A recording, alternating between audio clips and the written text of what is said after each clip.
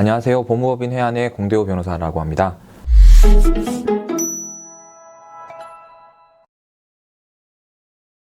여러분들 지역주택조합이라는 말씀을 들어보셨는지 모르겠습니다. 가끔 버스나 광고나 건물의 같은 외벽에 광고판이 이렇게 붙여져 있습니다. 모델하우스 같은 경우도 있고요. 그래서 어느 지역 역세권 인근에 지역주택조합을 모집한다. 조합원을 모집한다. 그리고 얼만큼 저렴한 금액으로 아파트를 마련할 수 있다. 그 다음에 1군 건설사가 예정되어 있다. 이런 광고들을 많이 보셨을 겁니다. 그래서 핵심은 그 조합원을 모집하는 그런 광고라고 보시면 되는데,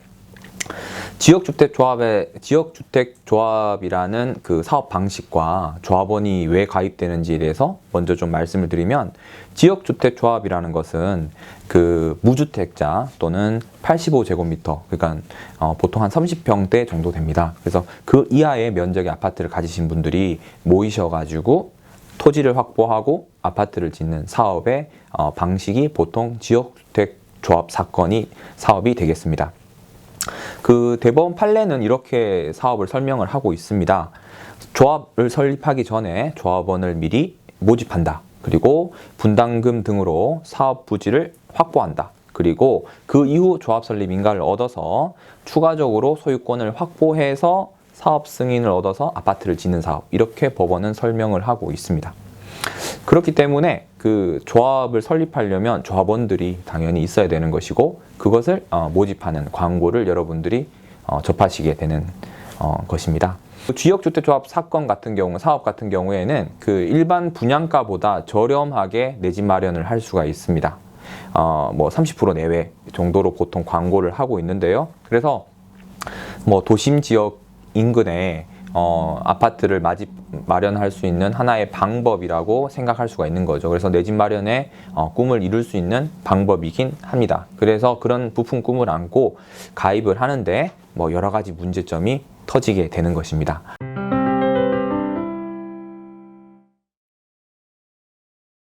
자, 그럼 다음으로 과연 지역주택조합 사업에서는 어떤 문제가 있는지 좀 말씀을 드리면, 첫 번째, 처음에 그 설명받았던 금액보다는 훨씬 많은 금액이 들어갈 가능성이 높습니다.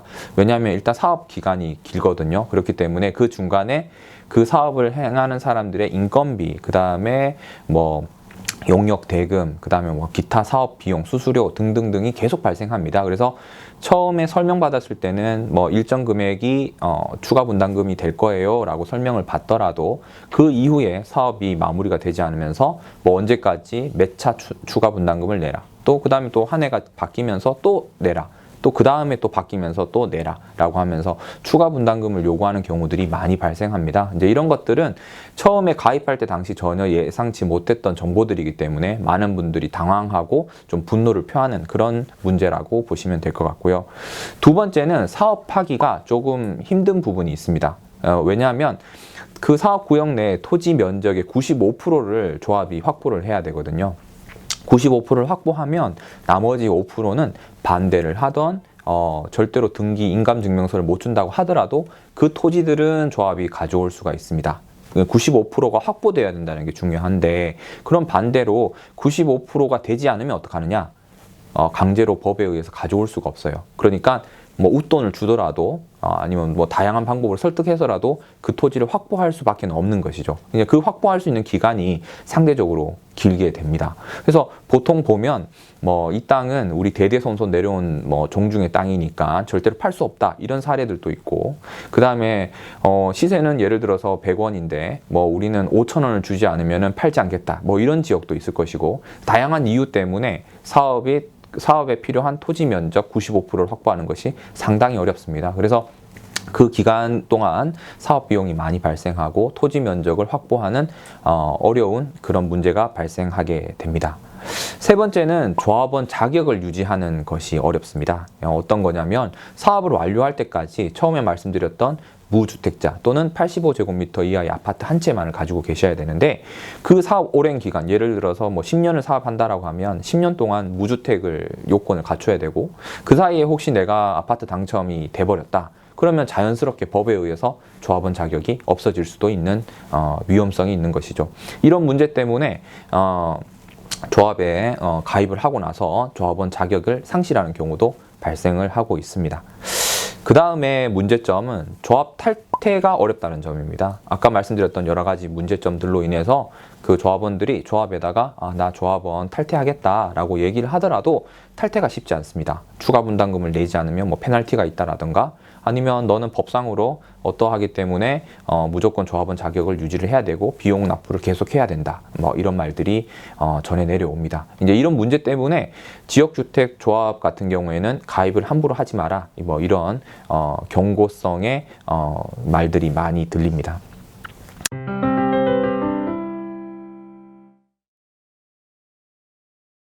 이런 이유로 조합에서 탈퇴를 하려고 합니다. 조합원들이요. 그래서 지금부터 말씀드릴 것은 과연 그러면 탈퇴를 하는 방법이 뭐가 있느냐. 그 다음에 최근에 주택법이 개정이 된 게 있거든요. 그래서 그 주택법에 개정된 내용과 함께 지역주택조합을 탈퇴하는 방법에 대해서 말씀을 드리겠습니다. 첫 번째 방법은 조합하고 계약한 걸 자체를 취소하는, 뭐 해제하든 무효든 그 조합 자체 계약을 다투는 방법입니다. 이거는 과거부터 많이 내려왔는 방법인데 문제는 이 주장이 받아들일 가능성이 상대적으로 낮다는 데 있습니다. 뭐 대표적으로 처음에 너희가 가입할 때 얘기했던 토지 확보 면적이 실제와 다르다. 또는 너희가 말한 내용하고 뭐 광고를 과장해서 했다. 뭐 이런 것들은 사기다. 뭐 이러면서 주장을 하는데 법원에서 이런 주장들을 잘 받아들이지 않습니다. 그리고 오래전에 가입하고 나서 그런 말들을 뭐 녹음이나 그다음에 뭐 문자나 이런 증거들로 확보를 하는 경우가 잘 없기 때문에 그걸 입증하는 어려움도 있습니다.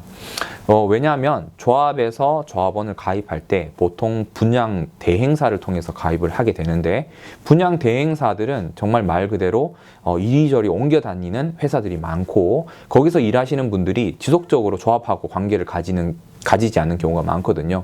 그러니까 그때 내가 당시에 가입할 때 계셨던 분, 그 다음에 나한테 설명하셨던 분이 소송을 할 때는 안 계시는 문제가 있습니다. 그래서 그분을 뭐 증인으로 부르기도 어렵고 증거가 없기 때문에 그분들이 이렇게 설명했어요 라고 아무리 법원에 얘기한다 해도 나의 주장을 입증할 수 있는 자료가 마땅치 않은 그런 문제점도 있습니다. 대법원에서 여러 건들이 다퉈졌는데 그 법원의 입장을 조금 말씀드리면 첫 번째 그 법원에서 계약을 이제 효력을 정지시켜라, 효력이 없게 인정한 케이스는 어떤 게 있냐면 가입할 때 당시에 일부만 확보했음에도 불구하고 마치 95% 이상의 면적을 확보한 것처럼 거짓말한 경우, 이런 경우는 해지할 수 있다라고 얘기를 했고요. 반면에 내가 원하는 아파트의 모양이 아니다, 아파트 평형이 아니다라는 이유는 이거는 이 사유만으로는 계약을 해지할 수 없다, 이렇게 얘기를 했고, 추가 분담금이 너무 많이 늘어난 거에 대해서 이거는 문제다, 사기다라고 주장하는 케이스에서도 역시 법원은 이 사유만으로는 해지할 수 없다, 이렇게 판단한 바가 있습니다. 어찌 보면 이렇게 조합 탈퇴를 의사에 따라서 자유롭게 하게 되면 사업을 하기가 굉장히 어려워지는 문제점이 있기 때문에 그런 문제점을 고려해서 함부로 계약 해지를 자유롭게 해서는 안 된다라는 법원의 입장이 기본 베이스가 될 텐데, 반면 탈퇴를 원하는 사람 입장에서는 이런 요건들이 까다롭기 때문에 다투기가 굉장히 어려운, 그래서 실질적으로 피해를 보는 국민들이 많고 뭐 여러 가지 민원이나 뭐 이제 정부의 입법을 촉구하는 그런 목소리들도 과거에 많았습니다. 두 번째 방법은 임의로 탈퇴하는 방법인데요. 임의 탈퇴가 어떻게 가능하냐? 이거는 가끔 조합 정관 또는 규약에 탈퇴할 수 있는 방법들이 적혀 있는 경우가 있어요. 보통은 총회를 통해서 조합원들이 의결을 해서 탈퇴할 수 있는 길을 열어두기도 하는데 문제는 이 임의 탈퇴의 방법이 규정 자체가 없는 조합들도 상당히 많다는 점입니다. 따라서 근거가 없으면 이 임의 탈퇴의 방법으로 탈퇴하기 어려운 그런 문제가 있을 수 있고, 세 번째는 법에 의해서 조합원 자격을 잃게 되는 그런 방법이 있습니다. 조금 전에 말씀드렸던 뭐 아파트 무주택자의 그런 요건을 내가 당첨이 됨으로 인해서 상실하게 되면 조합원 자격이 법에 의해서 아웃되고, 그러면 내가 조합으로부터 탈퇴를 할 수 있는데, 문제는 이렇게 탈퇴를 하면 그 잘못, 즉 귀책 사유가 나한테 있기 때문에 가입했던 많은 비용들에 대해서 반환을 충분히 받을 수 없는 그런 문제점들이 있어요. 지금 말씀드렸던 세 가지 방법이 과거부터 내려왔던 그런 방법인데 이런 어려움을 호소하면서 법이 개정돼야 된다 이런 목소리가 있었거든요. 그래서 2019년 12월 10일에 주택법이 개정이 됩니다. 탈퇴할 수 있는 방법에 대해서 개정이 된 것이죠. 그 방법의 규정은 주택법 11조의 6이라는 규정인데요. 그 규정을 보시면 조합에 가입한 자는 가입비를 예치한 때로부터 30일 이내에 자유롭게 조합의 탈퇴 의사를 밝히고 조합으로부터 탈퇴할 수 있다. 이 규정이 내용이에요. 그러면 이걸 좀 분석을 하면 가입비를 내고 30일 안에는 내가 마음이 바뀌는 이유만으로도 탈퇴를 할 수가 있는 거죠. 문제는 30일이 지나면 당연히 못하겠죠. 그래서 30일이 이제 지나기 전에 내가 마음이 바뀌면 이 규정에 의해서 탈퇴할 수 있는 그런 기회가 생긴 겁니다. 어찌 보면 과거에 두지 않은 법이 개정되면서 조합을 탈퇴할 수 있는 길을 열어둔 것이거든요. 물론 30일이 과연 기냐 짧으냐 이런 뭐 논란이 있을 수는 있습니다만은 여튼 탈퇴할 수 있는 적법한 방법을 법에서 마련했다는 것 자체가 굉장히 의의가 있다라고 개인적으로 생각을 하고요. 이럴 경우에는 그 가입한 비용을 거의 전액으로 환불받을 수 있도록 되어 있습니다. 다만 이 규정이 생겼는데 이 규정이 언제부터 시행되느냐, 어느 사업구역부터 적용되느냐가 또 하나 여러분들이 또 체크를 하셔야 될 부분입니다. 나는 예전에 몇 년 전에 가입을 한 지역주택 조합이 있다. 그러면 나는 이 규정이 생겼으니까 탈퇴할 수 있느냐? 지금 현재로서는 어렵습니다. 왜 그러냐면 부칙 규정 때문인데요. 지금 방금 말씀드렸던 주택법 개정 규정은 2020년 12월 11일부터 적용하도록 되어 있습니다. 그러니까 그 이전에 이미 가입하신 분들, 그 다음에 또는 그 이전에 조합원을 가입을 신고하신 그런 사업구역에서는 적용이 안 되는 것이고요. 2020년 12월 11일 이후에 조합에 가입하신 분들에 대해서부터 위 규정이 적용되기 때문에 그분들에 한해서 위 규정이 적용이 됩니다.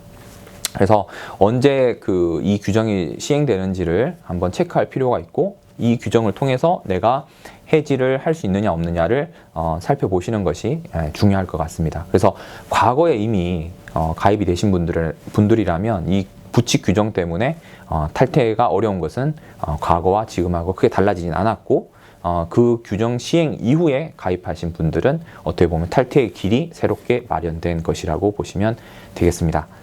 오늘은 지금까지 해서 지역주택조합 어떤 사업인지, 그 다음에 문제점이 뭔지, 그 다음에 탈퇴할 수 있는 방법이 뭔지, 그 다음에 최근에 주택법이 개정되면서 탈퇴하는 방법을 마련했다는 내용까지 말씀을 드렸습니다.